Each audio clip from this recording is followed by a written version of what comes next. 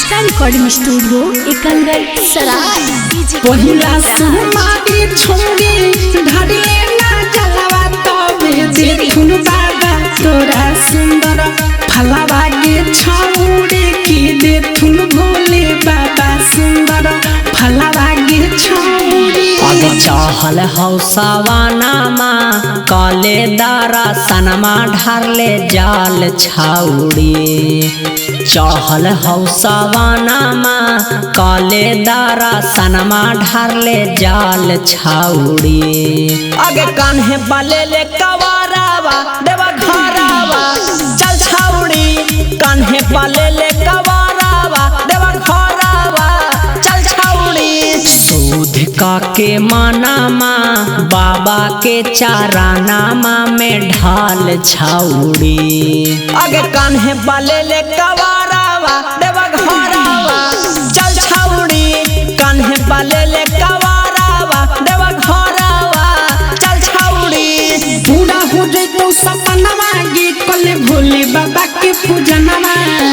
पहिला सुमारी के जलवा चढ़ाले बाबा के भीड़ जाके सिरवा झुकाले। मिल जइतो सुंदर सजनवा गे छोड़ी बाबा के कले पूजनवा। पूरा हो जइतो सपनवा गे छोड़ी बाबा के कले पूजनवा। आगे मिल जइतो सुंदर सजनवा गे छोड़ी बाबा के कले पूजनवा। कहा हौला भरावा हा कौसो मारावा काल छाउड़ी। कहा हौला भरावा हा कौसो मारावा काल छाउड़ी। कान्हे पाले ले कवारावा देवा घरावा चल छाउड़ी। कान्हे पाले ले कवारावा देवा घरावा चल छाउड़ी। बड़ी दूर हो बाबा के नगरिया गे जल्दी हो जो तैयारिया।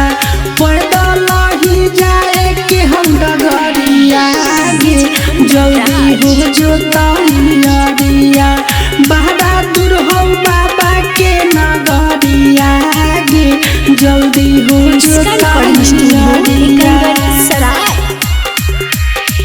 आगे राउसन पुजारी कहौ हो जैतौ समसिया के हाल छाउड़ी।